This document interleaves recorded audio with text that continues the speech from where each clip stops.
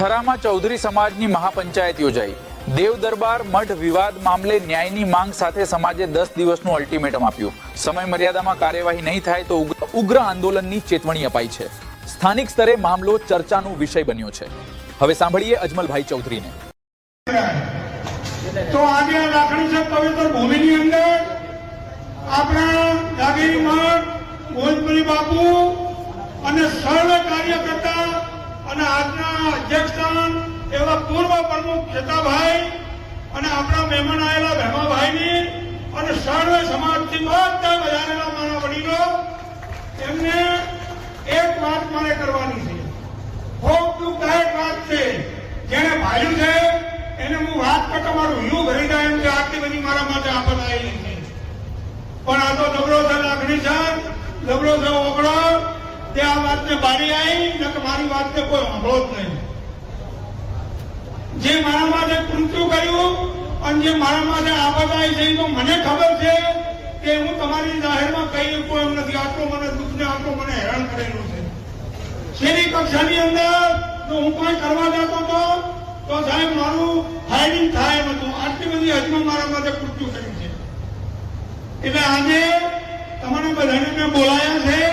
તમે મને માલિકાને નહીં આવ્યો તો 2000 ફોન ને 2000 મને રૂબરૂ મળવા માટે આવ્યા છે। એ હું કદાચ ભૂલી પણ નથી અને કદાચ કોઈ નથી મારો લૂણ ઉતરી કેમ નથી ને આજે પણ આવી ગરમીમાં તમે આવ્યા અને મારી ચિંતન કરવા માટે અને કંઈક કરવું છે એના માટે આવ્યા છો। આપણે કોઈને લાકડી ધોકે લડવા જવાનું નથી, કોઈનું ખોટું બોલવું નથી, કોઈનું ખોટું કાંઈ કરવું નથી, પણ કાયદાના રૂપે જે માણસે મારાથી કૃત્ય કર્યું છે એને આજ 21મો દાડો ઉજ્યો છે અને 21 દાડો દીધો એનું નામ એ ભાઈમાં ના થતું હોય તો મારા માટે મારી સમાજ માટે શરમજનક વાત છે। કારણ કે એ માણસને જે મારો મુદ્દાનો કારણ કરનારો, જે મારા માટે આફત કરનારો છે, જે મારી એ ઉગાડી કરી છે એના માટે મારે ન્યાય જોવે છે। એ ન્યાયના માટે મેં આપને બોલાયા છે અને હું ન્યાય મેળવવા માટે તમારા બધાનો, તમામ મારા ભાઈઓનો અને મારા વડીલો, મારી ગંગાનો મારે સાથ જુએ છે। બરોબર? આપણે સાથ એવો જુએ છે કે જેની બુદ્ધિ પ્રમાણે જેનાથી જે થાય, જે કઈ રીતે હોય એ આમાં આવે। જે તે ધોરણે, તાત્કાલિક ધોરણે આ જે પેલો મુદ્દાનો જે આરોપી છે એ આરોપીને જલ્દી જલ્દી એને જેલમાં જાય એવી મારી અપેક્ષા છે।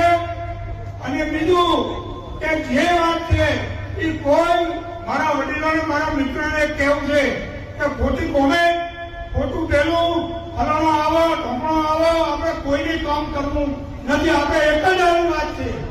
એટલે બધાને ભગવાન તમને શક્તિ આવે।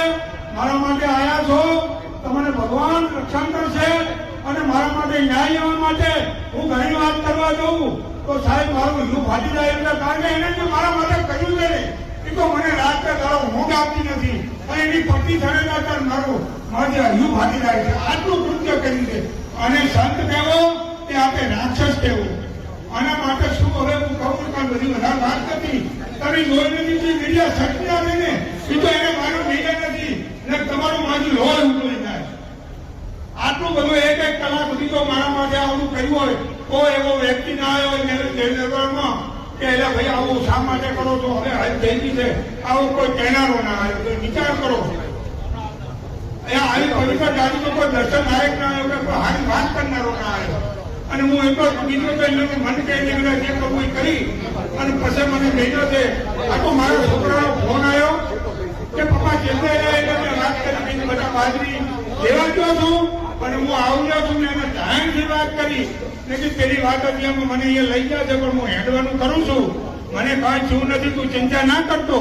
કે એને કાંક ભગવાને બુદ્ધિ આપી, મારા ભાઈને કાંક સમજ્યું, 112 ને ફોન કરી અને 112 વાળાએ મને એવું હતું હા દુધિયા કોઈ નહીં આવે, પણ આ 112 ને ફોન કરતા આવી અને હું અહીંયાથી છૂટો થયો અને તેને 10-10 દાડા ફરિયાદ ના થતી હોય અને એના માટે જેટલા દુઃખદાયક છે પણ હવે જે વાત થઈ પાર પડી, આપણે એમાં શું કરવું છે એની બધા ભાઈ ચિંતન કરો।